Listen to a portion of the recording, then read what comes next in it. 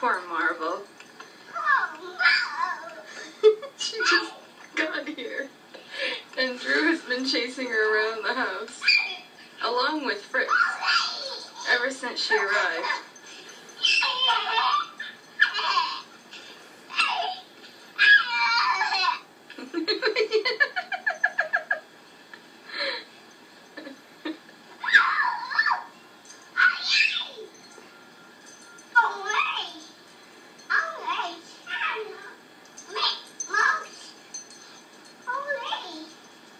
Miss Marble.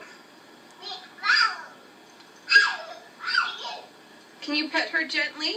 No, she's not a horsey. You don't ride her like a horsey. Drew, Fritz is gonna get jealous. Big Marble, you are such a good girl.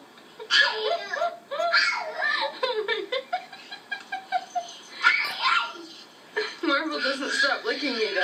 She just came over and licked my leg. Anyway, this is what's going on here. Poor Marble.